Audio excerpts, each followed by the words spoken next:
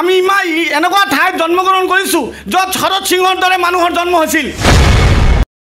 আজি যুৱ কংগ্ৰেছৰ উদ্যোগত দিছপুৰ ঘেৰাও কাৰ্যসূচীত অংশগ্ৰহণ কৰাৰ কাৰণে ৰাজ্যত বিভিন্ন কংগ্ৰেছ কৰ্মীসকলে দিছপুৰলৈ যাত্ৰা আৰম্ভ কৰিছে আৰু ধুবুৰীৰ কংগ্ৰেছ কৰ্মীসকলেও দিছপুৰলৈ যোৱা অৱস্থাত চাপৰ আৰক্ষীয়ে বাধা প্ৰদান কৰা পৰিলক্ষিত হয়।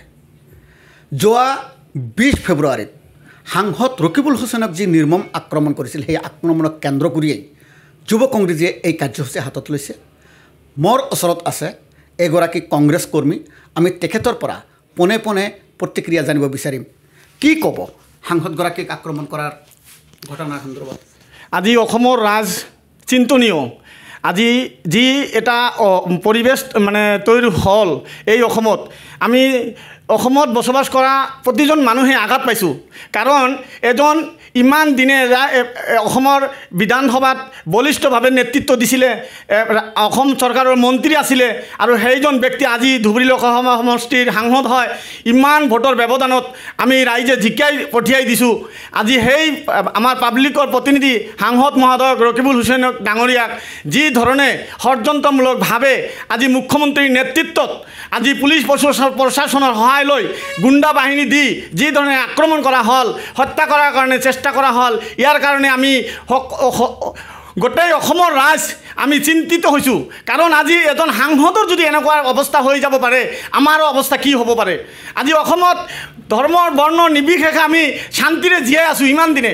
আজি এই অসমত আজি হিতেশ্বৰ শইকীয়াৰ দৰে মানুহ, আজি তৰুণ গগৈৰ দৰে মানুহ কংগ্ৰেছৰ বেনাৰত অসমৰ ৰাইজে মুখ্যমন্ত্ৰী পাতিছিল আৰু সেই অসমৰ আজি এই দশা আমি কাহানিও আমি মানে ভবা নাছিলোঁ। আমাৰ মানে সন্দেহ হয় যে এই RSSে আমাৰ অসমখনক এটা জ্বালামুখী তৈৰি কৰাৰ কাৰণে নিশ্চয় ভিতৰে ভিতৰে কিবা এটা ষড়যন্ত্ৰ কৰি আমাৰ এই হিমন্ত বিশ্ব শৰ্মা ডাঙৰীয়াক দায়িত্ব অৰ্পণ কৰা হৈছে যে অসমত এটা সাম্প্ৰদায়িক ভাৰতবৰ্ষৰ ভিতৰত যেন ইয়াৰ পৰা যেন এটা মানে জ্বালামুখী তৈৰি কৰি গোটেই ভাৰতবৰ্ষত অশান্তি কৰাৰ এটা কৌশল ৰচনা কৰি আছে, এনেকুৱা আমাৰ সন্দেহ হয়।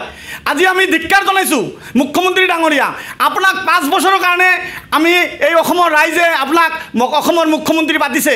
আপুনি এনেকুৱা কাম কৰিলে আপুনি অহা সন্মুখত নিৰ্বাচন আছে, আপোনাক চাব অসমৰ ৰাইজে ঘৃণা কৰি আপোনাক এনেকুৱা অৱস্থাকে আপোনাক এই গাদীৰ পৰা গাদীচ্যুত কৰিব।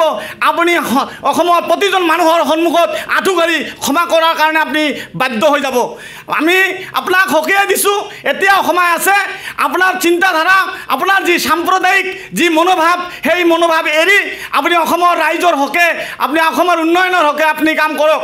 নহ'লে অসমৰ ৰাইজ কিন্তু কোনোদিনও বহি নাথাকে, ইমান দিনও বহি থকা নাই, আজিও বহি নাথাকে। আমি চাপৰবাসী, আমি এনেকুৱা মনোভাৱ আমাৰ ভিতৰত এটা সন্দেহ হয়, আমি ইমান এনেকুৱা ঠাইত জন্মগ্ৰহণ কৰিছোঁ য'ত শৰৎ সিঙৰ দৰে মানুহৰ জন্ম হৈছিল আৰু সেইখন ঠাইত আমি শান্তিৰে আমি প্ৰতি ধৰ্মৰ মানুহ প্ৰতিজন ব্যক্তিৰ লগত এটা সুসম্পৰ্ক কৰি আমি ইয়াত জীয়াই থাকোঁ। আজি আমাৰ ইয়াত যি ধৰণে পুলিচৰ হতুৱাই, যি ধৰণে ধুবুৰী জিলাত যি ধৰণে গুণ্ডা বাহিনী কিছুমান সাম্প্ৰদায়িক ব্যক্তিৰ হতুৱাই, বিজেপিৰ RSSৰ কিছুমান সাম্প্ৰদায়িক লিডাৰৰ হতুৱাই পুলিচ বাহিনী ব্যৱহাৰ কৰি কিছুমান অঞ্চলত এনেকুৱা এটা অপ্ৰীতিকৰ পৰিস্থিতি সৃষ্টি কৰি দিছে, সেইটো কাৰণে আমি ঘৰত আবদ্ধ হৈ থাকিবলগীয়া হৈছে। আজি অমৃত বাদশাহৰ দৰে মানুহ ঘৰত আবদ্ধ হৈ আছে, আজি বহু লিডাৰ ঘৰত আবদ্ধ হৈ আছে। কিয় থাকিব লাগে? আমি গণতান্ত্ৰিক দেশৰ এজন নাগৰিক হয়, আমাক অধিকাৰ আছে। আজি আমাৰ সাংসদ ধুবুৰীৰ লোকসভা সমষ্টিৰ ৰাইজে আমি ভোট দি সাংসদ পাতিছোঁ, সেই সাংসদজনক এনেকুৱা এটা হত্যা কৰাৰ ষড়যন্ত্ৰ কৰিব আমি বহি থাকিম নেকি? আজি গুৱাহাটীত যিটো আন্দোলন চলি আছে, সেই আন্দোলন আমাৰ মানুহখিনি যাব বিচাৰি আছে, আমি তাত আমাৰ সাংসদজনৰ খবৰ ল'ম আৰু সেই অৱস্থাত আজি চাপৰ থানাত আমাৰ বহু লিডাৰক, বহু প্ৰতিনিধিক, পঞ্চায়ত প্ৰতিনিধিক আজি আবদ্ধ কৰি ৰখা হ'ল। এইটো দুৰ্ভাগ্যজনক কথা হৈছে। আজি ইমান সময় হ'ল, 12টা বাজে, আজি এই 12টা পৰ্যন্ত সিহঁতক কোনো ধৰণৰ খোৱা লোৱাৰ ব্যৱস্থা হোৱা নাই, কোনো ধৰণৰ নাস্তা পানী দিয়া হোৱা নাই। কিয় এনেকুৱা অন্যায় কৰিব লাগে?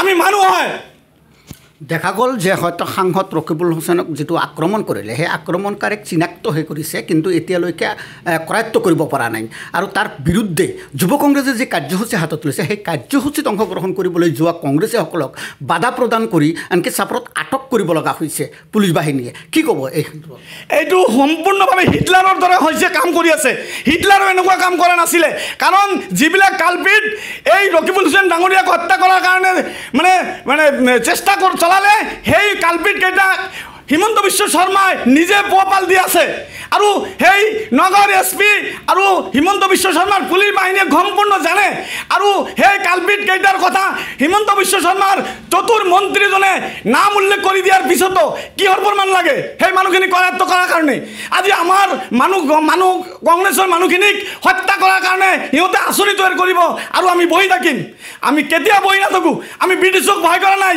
আমি এই ব্ৰিটিছৰ পৰা এই দেশক উদ্ধাৰ কৰিছোঁ আৰু এই ব্ৰিটিছৰ যিবিলাক দালাল ব্ৰিটিছৰ যিবিলাক মানে প্ৰজন্ম সেইখিনিক আমি নিশ্চিতভাৱে অহা নিৰ্বাচনত আমি গণতান্ত্ৰিকভাৱে এই দেশৰ পৰা আমি বিদায় কৰি দিম আৰু বিশেষ কৰি অসমৰ ৰাজনীতিৰ পৰা আমি হিমন্ত বিশ্ব শৰ্মাৰ দৰে এজন কালপিট এজন সাম্প্ৰদায়িক লিডাৰক আমি চিৰদিনৰ কাৰণে ৰাজনৈতিকভাৱে বনবাস কৰি দি আমি অসমখনক ৰক্ষা কৰিম সময় হয়তো কংগ্ৰেছ কৰ্মীয়ে যি প্ৰতিক্ৰিয়া প্ৰকাশ কৰিলে অনাগত দিনত হয়তো আৰু বেলেগ কংগ্ৰেছ কৰ্মীয়ে কি পদক্ষেপ গ্ৰহণ কৰে সেয়া সব লক্ষণীয় আজি এইখিনি সময় দিয়াৰ কাৰণে অশেষ ধন্যবাদ